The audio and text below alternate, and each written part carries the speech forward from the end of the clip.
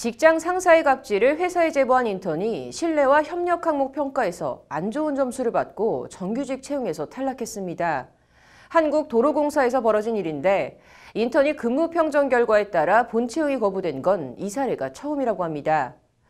부당해고 관련 소송에서 법원은 어떻게 판단했을까요? 앵커 브리핑입니다. 뉴스원 보도에 따르면 박모 씨는 지난 2018년 9월 인턴 3개월 동안 특별한 결격 사유가 없으면 정규직으로 임용되는 한국도로공사 도로관리원 인턴 사원으로 입사했다고 합니다. 그런데 입사한 지 한 달쯤 지났을 무렵 일찍 출근해서 커피를 타라는 반장직함을 가진 회사 상급자 A씨의 지시를 업무와 상관없다는 이유로 거부하면서 A씨에게 그런 식으로 사회생활하면 왕따 당한다는 등의 말을 들었다고 합니다. 박 씨는 회사에 문제 제기를 했고 다른 팀으로 재배치를 받으며 일단락되는 듯 했는데 A씨와의 마찰은 이게 끝이 아니었습니다.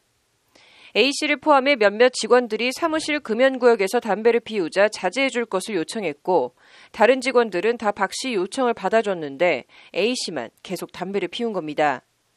이에 박 씨는 도로공사 감사실에 정식으로 갑질 제보를 했고 이후 A씨는 물론 다른 직원들로부터 인사를 해도 받아주지 않는 등 왕따를 당했다는 것이 박 씨 주장입니다. 박 씨는 이후 여러 평가 항목 가운데 신뢰와 협력 항목에서만 계속 관찰 평가를 받았고 2019년 1월 근로계약 종료를 통보받았습니다. 도로공사 역사상 인턴이 근무 평정을 사유로 본 채용이 거부된 경우는 박 씨가 유일하다고 합니다. 이에 박 씨는 경기지방노동위원회에 부당해고 구제 신청을 했고 진호위는 박 씨 손을 들어줘 원직 복귀 판정을 내렸습니다. 중노위도 도로공사의 재심 신청을 기각하고 진호위 판정을 유지했습니다. 박 씨가 근무 평정에서 괴속 관찰로 평가받은 항목은 신뢰와 협력이 유일하다. 이런 평가는 박 씨와 A씨와의 분쟁과 박 씨가 흡연 사실을 제보한 것에서 비롯됐다고 보인다.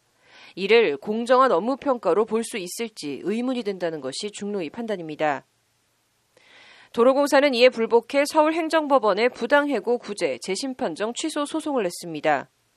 그런데 행정법원은 중노위의 부당해고 결정을 뒤집고 중노위 결정이 위법하다고 판결했습니다. 면담 내용을 비춰봐도 박 씨가 다른 직원들과 신뢰관계나 협력관계를 형성하지 못했던 것으로 보인다. 평정의 공정성은 확보되었다고 평가된다는 게 행정법원 판단입니다. 갑질이나 원인 제공 여부를 떠나 박 씨가 A씨를 포함해 다른 직원들과 신뢰와 협력관계를 형성하지 못한 건 사실인 만큼 근무 평정 자체가 잘못됐다고 볼 수 없고 따라서 해당 근무 평정 결과를 바탕으로 한 정직원 임용 거부는 정당하다는 게 행정법원 판결 취지입니다.